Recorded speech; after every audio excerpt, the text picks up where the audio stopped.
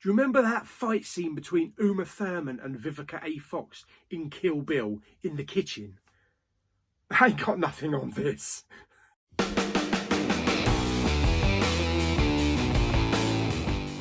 Hi everyone, Big Pauly back for a brand new movie review.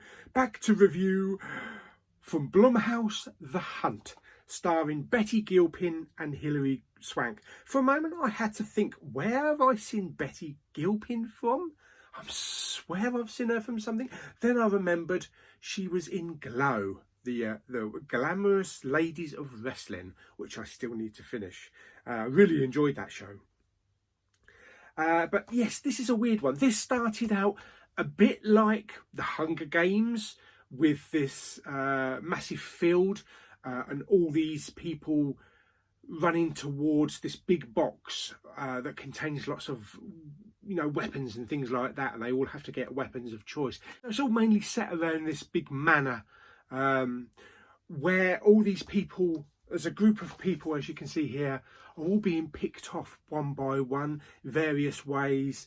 There's booby traps, they're being shot at with guns, they're being shot at with arrows, and it's a case of survival and trying to get out of the area.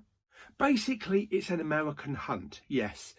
We can replace the good old foxes and the dogs and the horses like we have over here in the UK, and just replace it with redneck Americans and turn it into a sport.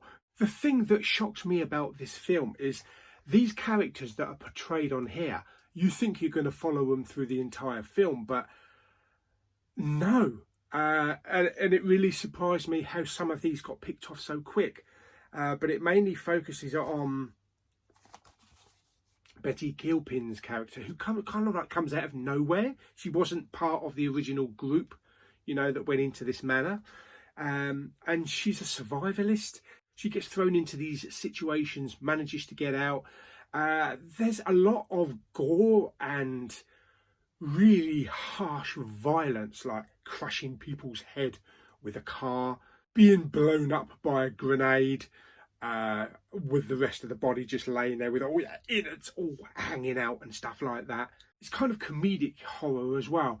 People that have been, half decapitated start telling one-liners, and there's a great scene when Betty Gilpin's character arrives at this gas station, this petrol station run by this bloke and this woman, all making out that it looks all nice and, just pop into Ma and Pa's gas station for some grub, for some snacks. But it turns into a sinister fight of survival. And also the end with Hilary Swank, who's kind of like one of the mastermind behind the whole thing, with Betty Gilpin, and they have a one-on-one fight in this house, this manor house.